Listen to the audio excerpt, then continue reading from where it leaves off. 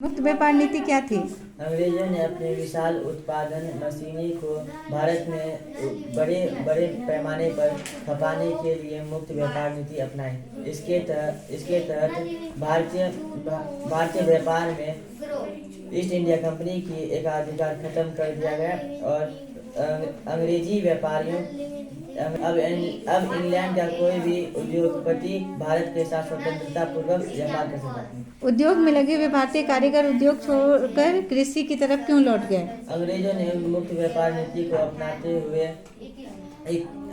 भारतीय व्यापार को सभी अंग्रेजों के लिए खोल दिया था। इसे एक तरफा नीति के तहत भारत का सामान जो इंग्लैंड जाता था उसका दाम उस पर आयात कर लगता था।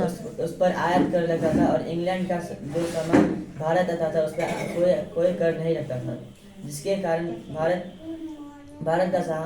भारत में इंग्लैंड का सामान कम सस्ते दाम से बिक्री बढ़ने लगी और इंग्लैंड में भारत का सामान महंगा होने लगा और उसकी बिक्री घटने लगी, जिसके कारण भारत में निउद्योगीकरण की स्थिति पैदा हुई और लोग शहर छोड़कर गांव चले गए। निउद्योगीकरण का अर्थ क्या होता है? निउद्योगीकरण का अर्थ यह होता है कि जब देश के लोग शहर शिल्प एवं उद्योग को छोड़कर गांव में खेती को अपने जीवन आजीविका का आधार बना लेते हैं।